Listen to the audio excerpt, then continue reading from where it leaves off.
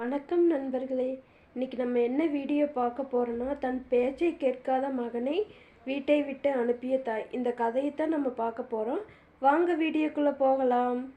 பார்வதி கணவர் குடிபோதைக்கு அடிமையாகி இவளுக்கு ஒரு மகனை கொடுத்துவிட்டு இறந்து விட்டார். மகன் பெயர் சரவணன்.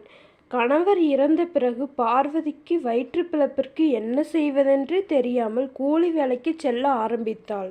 மகனையும் படிக்க வைத்தாள். மகன் பள்ளி படிக்கும் வரை ஒழுங்காகத்தான் படித்தான்.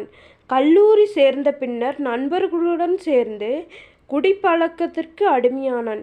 எப்படியோ தட்டு தடுமாறி கல்லூரி படிப்பை முடித்தான். இவன் படித்து நம்மளை காப்பாற்றுவான் என்று நினைத்த பார்வதிக்கு ஏமாற்றமே மிஞ்சியது.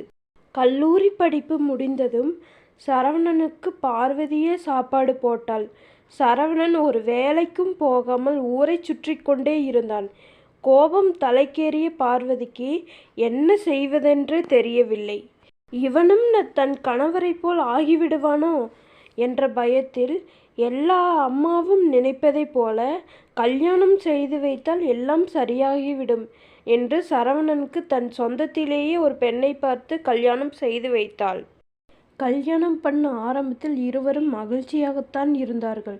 குடும்ப சூழ்நிலை காரணமாக மருமகளும் வேலைக்கு சென்றாள். சரவணன் கல்யாணம் ஆகியும் வேலைக்கு செல்லாமல் குடித்து கொண்டே இருந்தான். ஒரு நாள் குடிப்பதற்கு அவள் மனைவியிடம் பணம் கேட்டான். மனைவியோ காசு தரமாட்டேன் என்று சொன்னதும் மனைவியை காயம் ஆகும் வரை அடித்தான். இதை பார்த்த பார்வதி மகனை பற்றி காவல் நிலையத்தில் புகார் அளித்தாள். அவனை காவல் நிலையத்திற்கு அழைத்து சென்று விட்டார்கள்.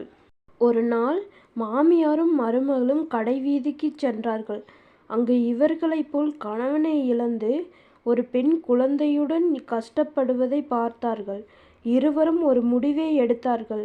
நம்மை போன்ற ஆதரவு இல்லாதவர்களுக்கு அடைக்கலமாய் இருக்கலாம் என்று முடிவு செய்தார்கள். ஆனால் பணத்திற்கு என்ன செய்வது என்று அத்தை கூற, மருமகள் மாவு விற்பனை செய்வதை பற்றி கூறினாள். அன்னையிலிருந்து கையில் இருக்கும் கொஞ்ச பணத்தை போட்டு மாவு ஆட்டி விற்க ஆரம்பித்தார்கள். மாவு தொழிலில் கொஞ்சம் வருமானம் வர ஆரம்பித்ததும் வெளியே ஹோட்டல் கடை ஒன்று போட்டார்கள்.